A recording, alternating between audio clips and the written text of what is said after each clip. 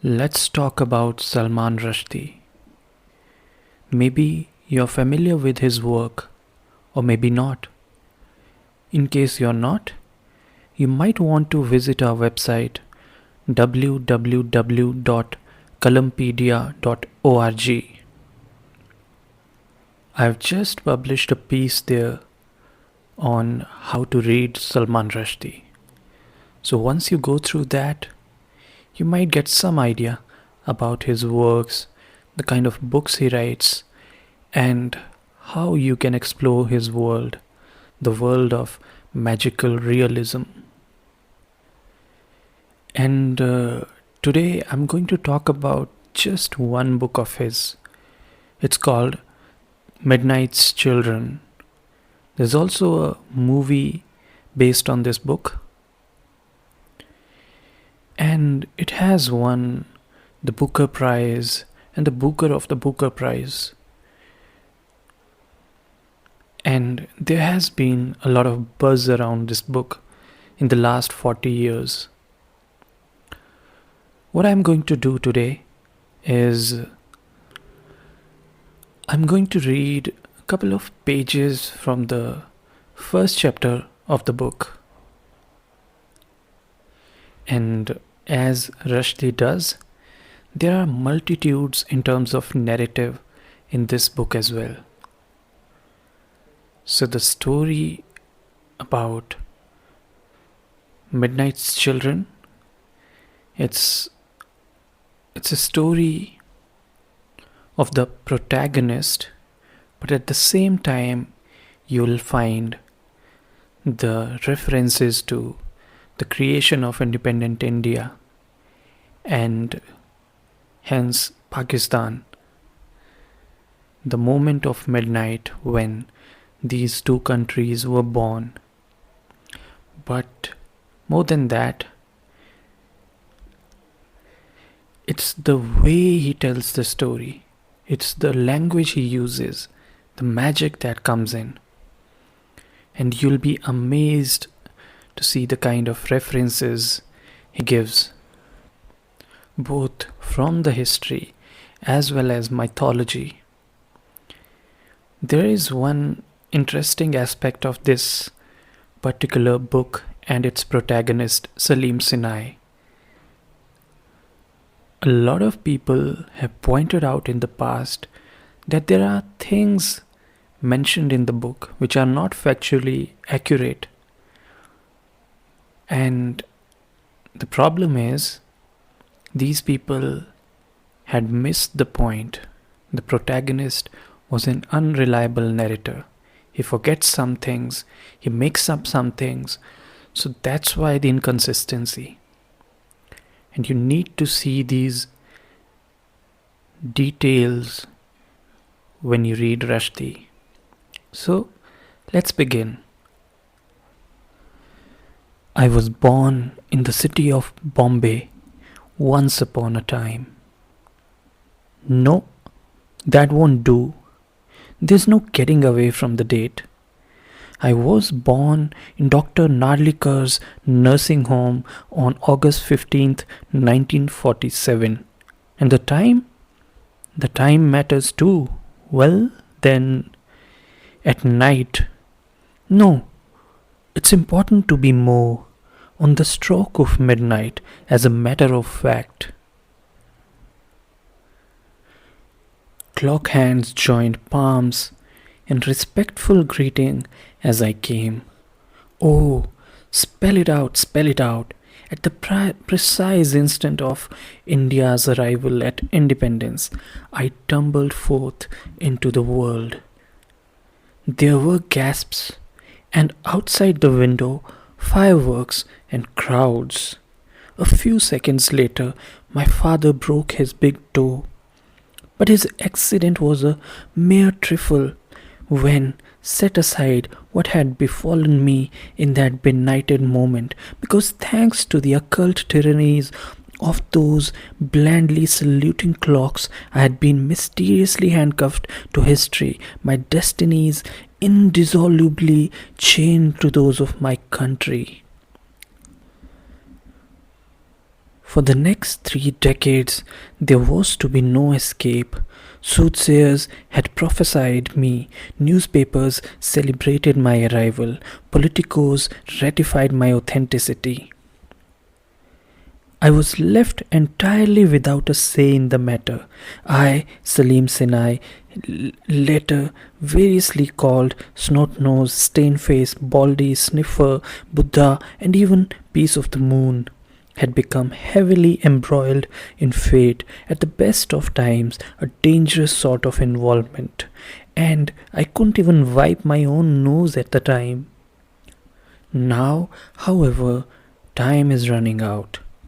I will soon be 31 years old, if my crumbling, overused body permits.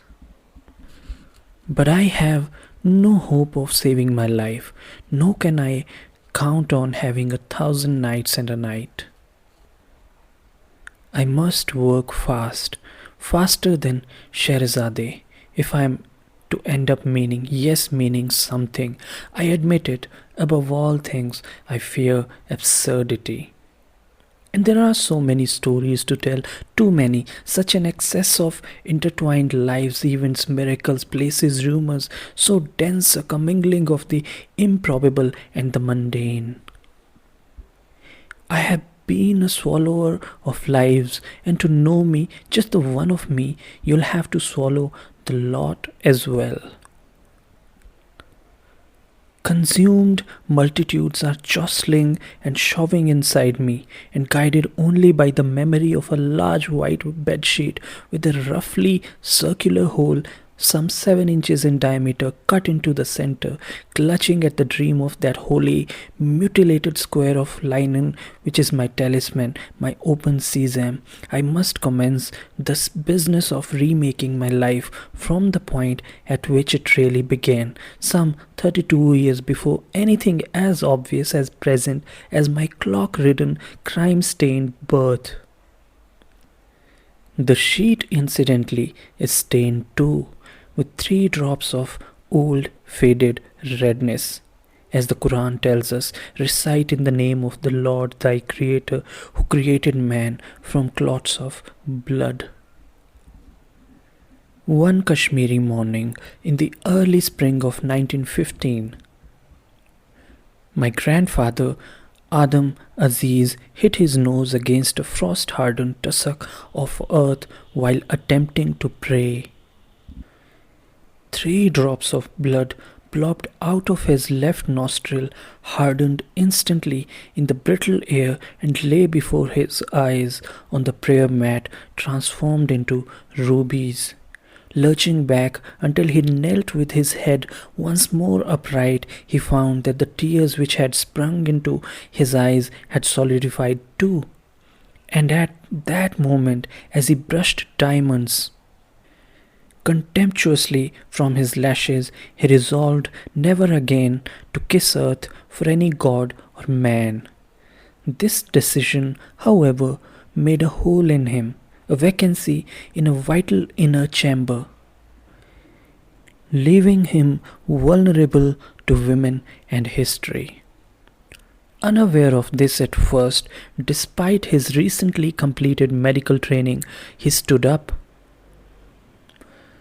rolled the prayer mat into a thick cheroot, and, holding it under his right arm, surveyed the valley through clear, diamond-free eyes. The world was new again. After a winter's gestation in its eggshell of ice, the valley had beaked its way out into the open, moist, and yellow. The new grass bided its time underground. The mountains were retreating to their hill stations for the warm season. In the winter, when the valley shrank under the ice, the mountains closed in and snarled like angry jaws around the city on the lake. In those days, the radio mast had not been built, and the temple of Shankaracharya, a little black blister on a khaki hill, still dominated the streets and lake of Srinagar. In those days, there was no army camp at the lakeside, no endless snakes of camouflaged trucks and jeeps clogged the narrow mountain roads, no soldiers hid behind the crests of mountains past Baramulla and Gulmarg. In those days, travelers were not shot as spies if they took photographs of bridges, and apart from the Englishmen's houseboats on the lake, the valley had hardly changed since the Mughal Empire for all its springtime renewals. But my grandfather's eyes, which were like the rest of him, 25 years old, saw things differently, and his nose had started to itch. To reveal the secret of my grandfather's altered vision, he had spent 5 years, 5 springs away from home. The tussock of earth, crucial though its presence was, as it crouched under a chance wrinkle of the prayer mat, was at bottom no more than a catalyst. Now, returning, he saw through travelled eyes. Instead of the beauty of the tiny valley circled by a giant tooth, he noticed the narrowness, the proximity of the horizon, and felt sad to be at home and feel so utterly enclosed. He also felt inexplicably as though the old places resented his educated, stethoscoped return. Beneath the winter ice, it had been coldly neutral, but now there was no doubt. The years in Germany had returned him to a hostile environment. Many years later, when the whole inside him had been clogged up with hate and he came to sacrifice himself at the shrine of the black stone god in the temple on the hill, he would try and recall his childhood springs in paradise, the way it was before travel and tussocks and army tanks messed everything up.